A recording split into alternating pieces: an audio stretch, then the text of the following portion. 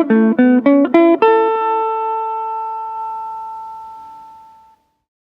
and welcome back to the channel. Thanks for tuning in. Today we're going to be looking at this really cool Gibson from 1984. Many of you will recognize this as one of the Designer series.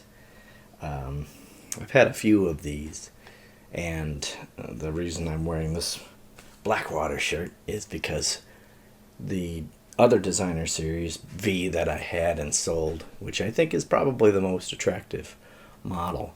There are 3 models in the Designer series, and this is one of them that I think really stands out too. Very cool pinstriping type on this. And I'm going to leave a link to a video where a guy talks to the gentleman that did all the Designer series designs for Gibson, and I think it's really cool to hear the guy from Gibson talk. I don't think the interviewer is the greatest, but I mean, you know, good for him. He got that guy on there and talked about the origination of the Gibson Designer and how he made them, and kind of his collaboration with Gibson on those designs.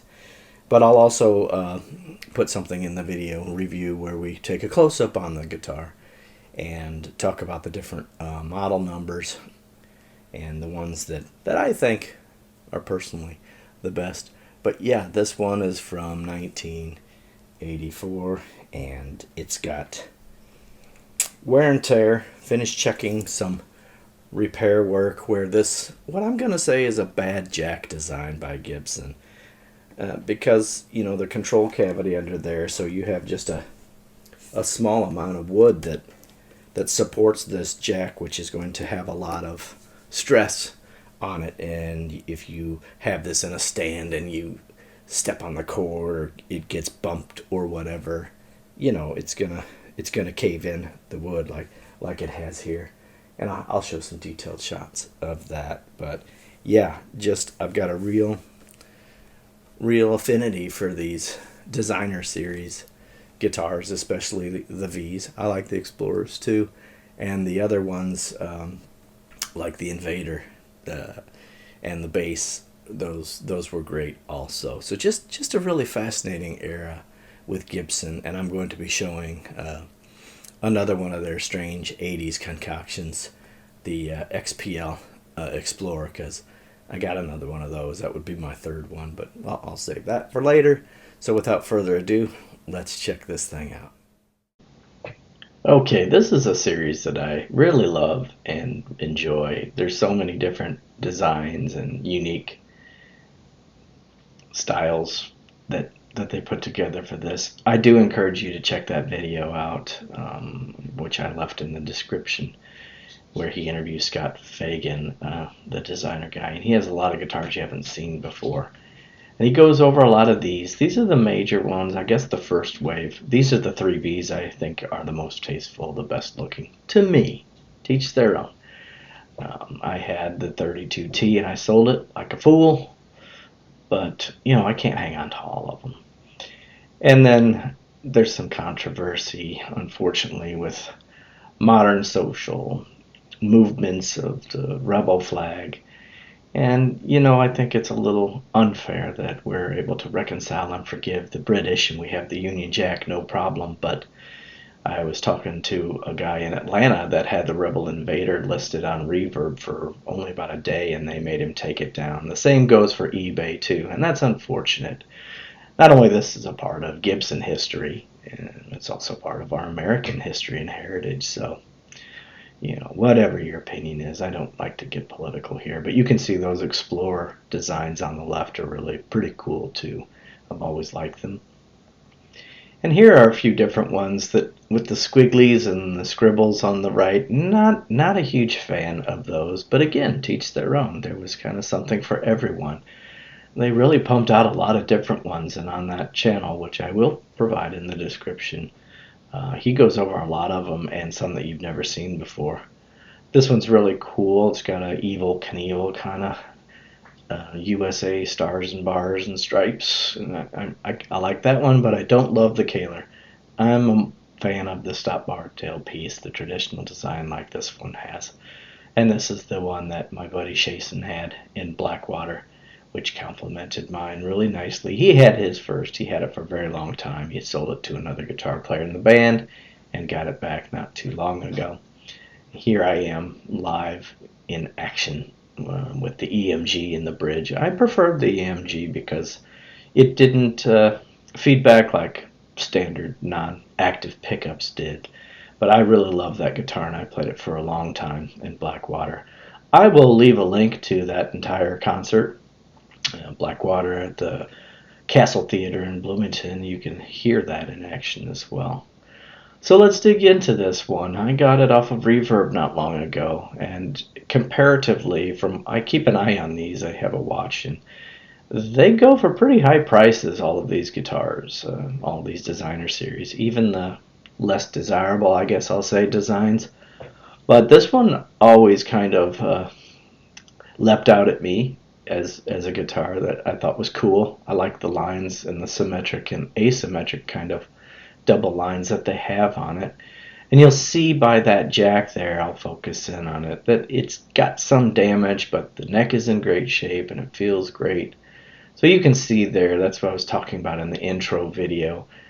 That's a stress point for jacks, and as a matter of fact, Shason and Blackwater would reposition his jack to the side, kind of like a Jackson or a Charvel V, so it was never exposed and like that to be able to be crushed or whatever.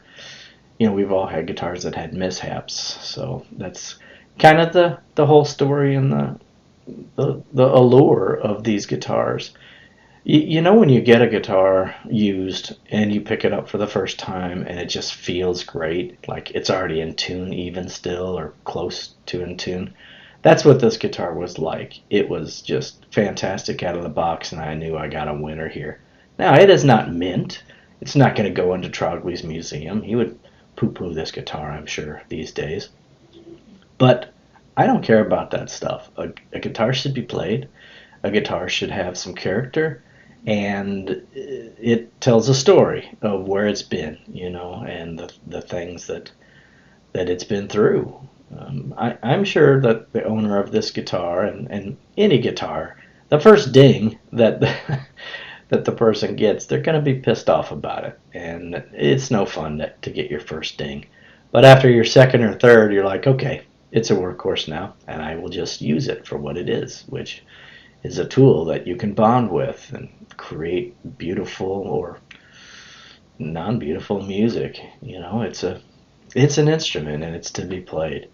So these are things that I admire about guitars. Maybe I'm in the minority here. I don't have to have pristine guitars. As a matter of fact, I feel kind of funny when I do have new or pristine guitars, and I do have a couple, and I try to keep them nice. I do. And you can see the fretboard here, the rosewood fretboard is just a really fantastic player. Action is smooth. It's got the original dirty finger pickups. Just up and down the neck, it's great. So it has some scars, right? There's some really strange wear there on the back of the guitar from some pointy belt buckle. I don't know.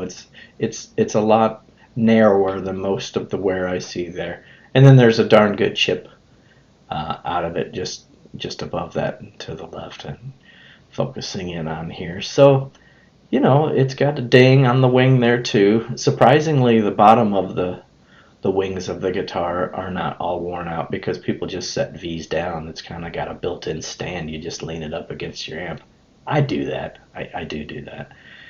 But, you know, that's all part of the magic and the mojo of this guitar and used guitars from this era, you know, older guitars, vintage guitars.